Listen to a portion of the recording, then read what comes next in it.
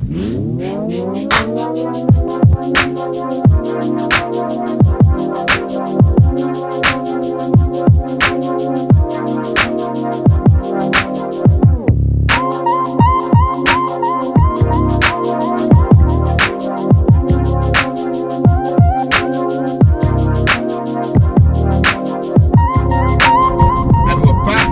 the 2019 Vauxhall Insignia 1.5 litre petrol automatic.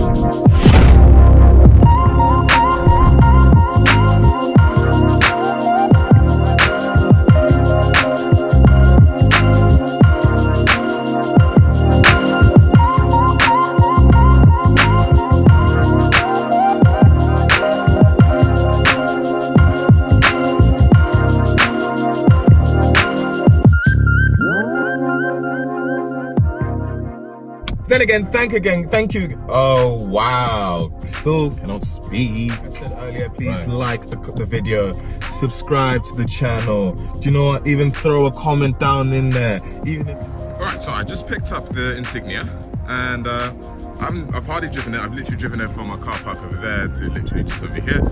And I'm going to give you my first little thoughts on what the car's like and everything.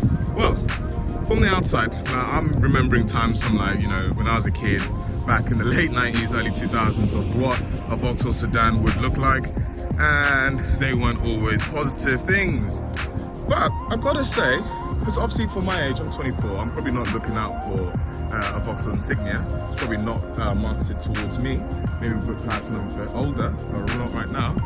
I have to say, styling-wise, I can't fault it. It's not ugly, you know. It's actually quite a good looking car. From the front, I find that the grille, it kind of works well. Considering that they use cheap plastics, I think it just works pretty well with the silvery bits across by the Vauxhall badge. I think it's not too bad. And these headlights, the headlights are pretty darn nice. I can't lie to you. I hope they're Byzantium. They don't look like, they just look like normal halogens in there. The reason why I hope it is because when you unlock it, that indicator, love that. I think it's great. I think it's absolutely great. And if this are Byzantiums, then boy, it will look better. The alloy wheels, not really the best ones. But then again, on a car like this, I think they just work well. Obviously it's a hatch sedan, so it's not just a full sedan. Technically it is a hatch. And you know what? The curve lines of how it goes, again, not really bad. I'm getting Kia Stinger vibes, kinda slash maybe first gen Porsche Panamera, but again, that's just me saying that. The sloping line works really well, I feel. It looks quite good, especially even with the chrome bits. A lot of cars these days, it's more of the trend now to get your car de-chromed, like I've done in my Mini. Check that video out. I'm gonna try link it here. That's it. Try link it there. But yeah, it's for the belt lines and everything. It's very popular actually to black out these bits. But on this car, it looks better chrome, in my opinion. It looks better chrome. The rear end, I don't think it's bad at all, you know. I really don't think it's bad at all. I can already feel the Need for Speed / Midnight Club gamer in me thinking, I can customize this here. Put a little diffuser there, double exhaust, and a bit more of a rear spoiler, because that is pitiful. But if I'm talking overall design, it's not bad. You can see where obviously they share parts with other cars and the older Insignia. But yeah, the headlights, the rear taillights, sorry, are actually quite nice. And the design of this really does just sit quite well, if I'm honest with you. Quite well. Better than I would probably want to give it credit. It's a Vauxhall. I mean, that was always the punchline, wasn't it? That, nice car, but it's a Vauxhall, mate. It's like... Anyway, enough about me waffling on now. Let's get inside the car, see how it feels, and see how it drives. Now, we're actually going to get a few feelings of how the car drives and everything. We're on some decent-ish country roads, and I'm just going to tell you what I feel about the car while I'm driving it. So, it mentioned in my last video, it doesn't, well... Yeah, no, it doesn't really pull well. You probably didn't even hear the engine roar from there, but it is nothing special, and it is nothing really to go by. I think this car is more, as I previously said, is adapted for the motorway, to be a motorway cruiser. You know, this is going to be a lot of people's company cars, or they can get them on finance and everything, and they just want them to get them from A to B comfortably, economically, and obviously safely as well. What I can though say about this car is that, one, it is actually really, really comfortable. The suspension setup that this car has is malleable, and it does bounce quite well over bumps, and it isn't anything too crazy, you know. So that's one thing I can give it props for. So I am very, very comfortable driving this car. That is also probably to do with the seats. These seats are quite thick, they are quite supportive to an extent for a family sedan, you know, and they don't hurt, they're not uncomfortable. I can imagine doing miles upon miles upon miles in these seats, you know, which is obviously a very good thing. Also, they do have bolstering, which is something I did not expect at all, but it does have lower back bolstering. Now let's talk about the way this car drives. What should we talk about first? The gearbox. Now it's a 6-speed automatic gearbox. Funny enough, it does have paddle shifters, which is something that I am definitely surprised at. But well, a lot of the time you see them in Range Rovers, you see them in all kinds of cars now. I think it's just another selling point of cars, you know, just make everyone feel like, oh, you got paddle shifters in your car now, it's a bit more sporty. But I can tell you very much now, there's nothing sporty about this car. Even down to the gear shifts that the automatic gearbox does. They are calibrated not so well, if I'm honest with you. I know someone will say, oh, well, they're calibrated for it to be really smooth and everything. I guess when it is smooth, but that's not because of the gear changes. I would say it's smooth purely because there's not a lot of power in the car to start with. I think it's about 100 and I'm going to put the number here. It's 100 and whatever that number says just over here. Horsepower, I think it's about 140, less than that. And it is not a powerful car. The gear shifts feel very clunky. Like, I feel like they're not as linear and as progressive as they could be. So that's one thing I can definitely say negative about. That's the sound it makes every single time there's a speed camera coming up, which is actually a very good feature, but more onto that later on. Yeah, talking about the gear shifting, it's not great. You put your foot down, let's say you need to now overtake someone in the motorway, they're doing 65 in the middle lane, you're just like, man, get out of the way. You go over to the fast lane, put your foot down, car just does not respond. I cannot lie to you, it really does not respond. But then again, maybe I'm judging it harshly because it's not meant for that. It is a slow lane and middle lane cruiser. That is what this car primarily is. But yeah, that is the gearbox done and over. What else to talk about? Comfortability. Talked about the comfortability. As I say, really smooth ride, to be fair, when you're going at low speeds. And even when you're at high speeds, it's just moving through the gears is when it is not a pleasant place to be. Not really a pleasant place to be when you're moving through the gears. But when you're just going at slow speeds, slow consistent speeds, or slow or fast consistent speeds, then it's really, really good. Other than that, not really. Visibility. The front visibility is great. I cannot lie to you. The pillars are quite thin, which is really good, so you do have very good visibility from the front. Rear view mirrors, standard, very good rear view mirrors. Now, because this is, just readjusting my mirror there, because this is a hatch, you know, those hatch sedan sportsback, as Audi call them, their cars, the rear view is okay, but it is nothing special. It's not great, it's just okay. Visibility around the car, what I found is that driving in London with it in low speeds is that when you're going into tight spaces and everything, you do find yourself peering over the nose, because obviously the nose is quite slanting down and quite long, the hood of the bonnet, so you do find yourself always checking like this to see how you are parking the car, how you are moving in those tight spots, which can be annoying, but that's just something that you have to deal with. Reversing, It's got front and rear sensors, I might add as well. It does have front and rear sensors, this example I have. And it does have a rear view camera, although the pixels of the rear view camera, I won't lie to you, aren't that great.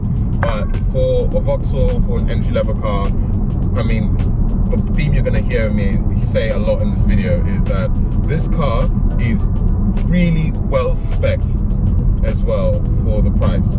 It is really, really well spec'd, and I really applaud that to Vauxhall for putting in as much tech as they have here in this car, because it's honestly, it is great. Moving on to technology, we have the Vauxhall Link interface system here, which has its own navigation, media interface. It also has the climate controls up in there, car settings, all your usual standard things. But on top of that, you do have Apple CarPlay, and you do have Android Auto, which is great. So I can use my Google Maps and my Apple Maps on here, which is fantastic because they have more live updates. Waze, I actually have not tried Waze. I will try Waze now. Other than that, the interface of it is quite good. It's a touch screen as well. There's no scroll wheel, so when you are driving, it is a bit annoying, the fact that you don't have a scroll wheel. But again, then again, that is just something that you do kind of have to just deal with. Use the touch screen. Touch screen is relatively good at responding, you know, nothing special, but then again, it's not bad considering, you know. The screen is a 16-inch screen, so nothing, again, quite big, but it's very, very doable and very, very, very, very manageable, you know. The sound system, I've got to say, I was quite impressed with. It does not have an upgraded sound system in this car. It is a standard Vauxhall one. However, it is really, really good. The bass is something that I was very surprised at how good it was. It just works very, very, very well in this car. And that's a credit to it. So thumbs up for me, if I'm honest with you. The gripe that I do have, which is just slightly annoying. When you've got your Apple CarPlay going on, right, and you've got your maps open, you cannot see what song is on the screen. So logically, in a lot of other cars, such as BMWs, Volkswagens, Audis, in the instrument cluster up here, you would normally have a spot here where it would tell you what is on your media and what song is playing, because, you know, I want to know what song I'm playing before it starts so I can skip it if I don't want to listen to it. But you don't have that on here. On here, you have your engine speed, you have your MPG, fuel range, you have a timer, which I don't understand. It's not a trip computer, it's a timer. Very odd. You have your tire load, which is quite good, to be fair. Speed warning, you do have that. Remaining oil life, tire pressure sensors, following distance, traffic sign memory, and then you have your eco trend, economy trend, and eco index, and consumers and all that. So it is quite good for that sense. But then again, like I said, my main gripe is the fact that there is not a media interface here in the instrument cluster, because that is something that I do. But to me, when I'm trying to go somewhere where I don't really know, but I want to listen to music, I want to be sure that I can not have to come off my maps and also still just see what song I'm doing. Because now when I'm trying to change songs, but I want to know what song it is before it starts playing, I have to switch to Apple Music and then see from there. Look, I understand. I know I'm sounding like I'm whining over nothing, but for me, as someone that's driving, that's important to me. I want to be able to do two things at once, you know, well, three things if you count the driving too. But yeah, that's one gripe I do have about the car. However, like I've said with this car, with the interior space, it is very, very, very spacious in this car. I've got to say, you can easily transport 5 adults in this car, no problem, all in comfort as well. I've had people in this car, and I can't lie, they've also noticed the saying it's really comfortable in here, you know, really, really spacious as well. I'm 6'1", and in my driving position, I can get myself in the back there. Yes, my knees touch a bit, but the headroom is quite decent, if I'm honest with you. Nothing crazy, but again, quite decent. And it's just an overall decent car. Some of the extra features that do come with this car, like I said, it's got an automatic gearbox, it's got an electronic handbrake that's just operated by a button, which you're seeing a lot more in these new cars now. Rear and front sensors, parking sensors. It's got an auto start stop, which is quite annoying, like it is in most cars, especially when you pull up at a roundabout or in traffic. And it's now I know you can just switch that off, but you can only switch it off when the engine is on and then you manually turn it off. You can't just turn it off once and then it's off periodic. It was one thing I did not expect, because this is not even a top of the range model, but it's a very sporty steering wheel. It's got a flat bottom, it's got bolsters in a 10 and 2 position, it's a very good thickness, it's got some nice white stitching, and it's one of the nicest parts about the car, if I'm genuinely honest with you. Connectivity in the car as well.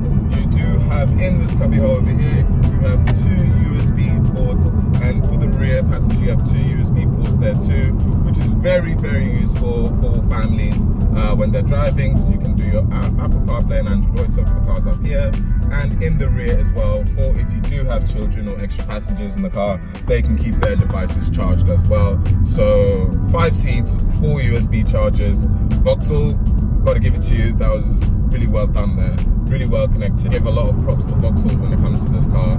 This car is just very, very well thought out, all things considering, is the best way to put it.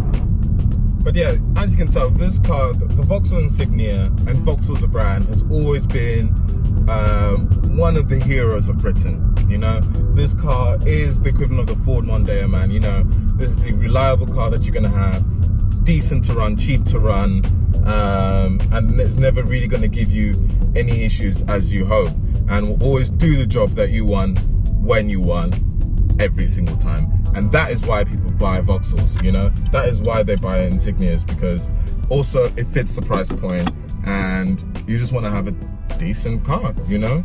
And my final verdicts on the car, look, if this is a company car that you're gonna have, if this is a private car you're gonna have and you get a very good deal on it, this is something that I would definitely seriously consider as a car to get. It is extremely comfortable. It's a good motorway cruiser. It's decent on consumption. I'm averaging about 39.6 miles per gallon at the moment on petrol, and it's comfortable. It gets 5 people in the car very comfortable. Big boot, more gadgets than what you would expect. So I've got to say, Vauxhall, you did a pretty good job on this car. You should definitely seriously consider this car, and yeah, it's a good car. Right, I think we're gonna leave the video there at that. Really appreciate if you could like the video, hit that subscribe button, share the video with your friends and family. The more subscribers and the more likes I get on my videos, it really does help. It helps to get me into more interesting cars, help to bring you guys more content, and yeah, just to get the viewer count up, you know, because yeah, trying to get cars out and everything to review, besides using your friends and family, is to get from brands and everything, they want to see the numbers. Obviously, everything in life, it's about the numbers, you know, what they get from it too. So I would really appreciate if you guys please do subscribe to the channel. It would help me out a lot. Like the videos, turn on the notification bell. I'm really sounding like one of them guys, oh my gosh. But do you know what? There's a reason why they say it. It really does help them, and it really will help me. So I really would appreciate that. All right, guys, thank you for tuning in to another episode of Sizz Whipping. Keep it locked, keep it loaded. I'm going to be making sure I can try to get out more content more consistently. I want you guys to interact with me as much as you can. Like I said earlier, please like the video, subscribe to the channel. Do you know what? Even throw a comment down in there. Even if it's hate, it's love, it's anything, it's suggestions on how I'm doing or what I should be doing. Because any feedback is good feedback, as long as it's constructive. Don't just call me a dickhead for no reason. But yes, guys, thanks again. Keep it locked, keep it loaded.